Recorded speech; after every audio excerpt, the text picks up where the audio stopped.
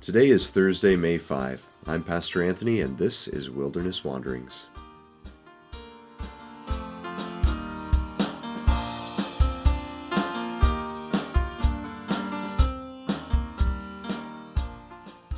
Today our text comes from Psalm 3. Lord, how many are my foes? How many rise up against me? Many are saying of me, God will not deliver him. But you, Lord, are a shield around me, my glory, the one who lifts my head high. I call out to the Lord, and he answers me from his holy mountain. I lie down and sleep. I wake again, because the Lord sustains me. I will not fear, though tens of thousands assail me on every side. Arise, Lord, deliver me, my God. Strike all my enemies on the jaw, break the teeth of the wicked. From the Lord comes deliverance. May your blessing be on your people. Yesterday we heard from Psalm 2 about how the nations conspire and the peoples plot in vain against the Lord and his anointed. Today, in this psalm ascribed to David, we hear the response of faith from the Lord's anointed. All the things that Pastor Michael said yesterday are things we know. We know God ultimately wins out. We know that we have a secure hope for the future in Christ. And yet, while living this life between the promise and its fulfillment, the world often looks more like what David describes here in the words, "How many are my foes?" All the world seems intent on subverting the main gospel message that the Lord delivers, that the Lord saves.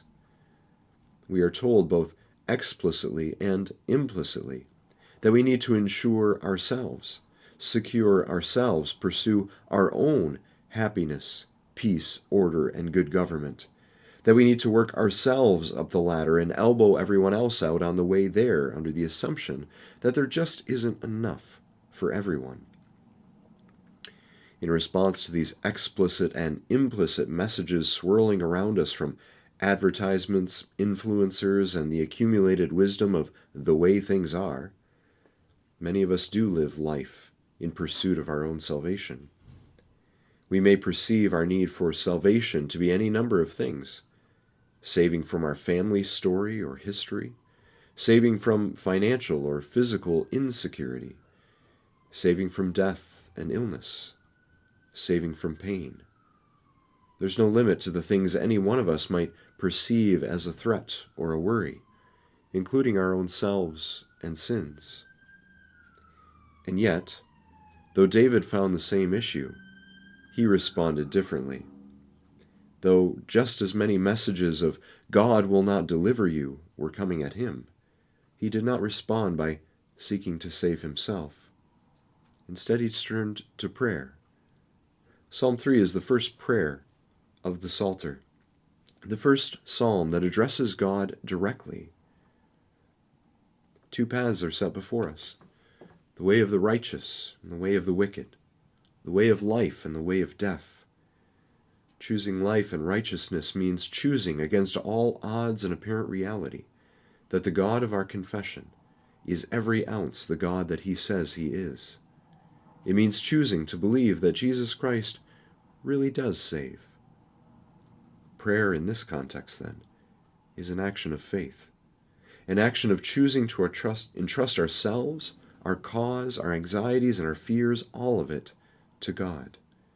And, having entrusted ourselves to God in Christ, we may just find what David does, that in Christ we also find our rest, no matter what our situation. So, as you journey on, go with the blessing of this God. May the peace of the Lord Christ go with you wherever he may send you.